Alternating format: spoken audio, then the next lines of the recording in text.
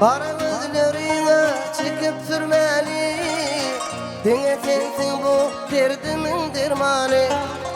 Koymağı yürekte munçarmalı, gellim seni soram o güzeli. Aynadan kara, kaşların kara, yüreğime yara, alyan sanımı. Aynadan kara, kaşların kara, yüreğime yara, alyan sanımı.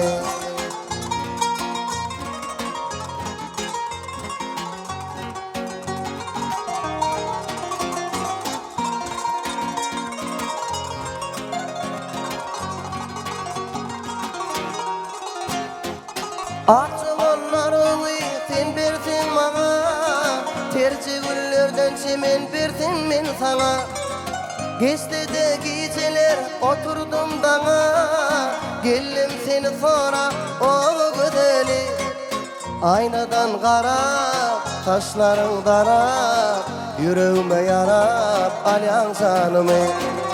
Aynadan kara, kaşların kara, yüreğime yarap alyan sanımı.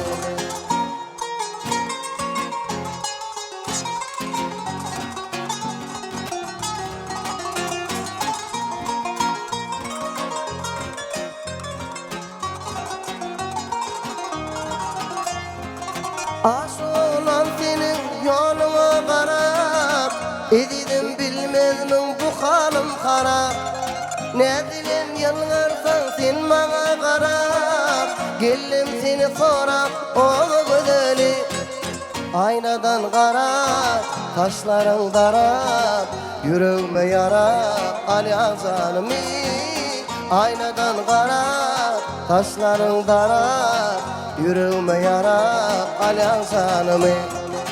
Yüreğime yarap alyan sanımı. Yüreğime yarap alyan sanımı.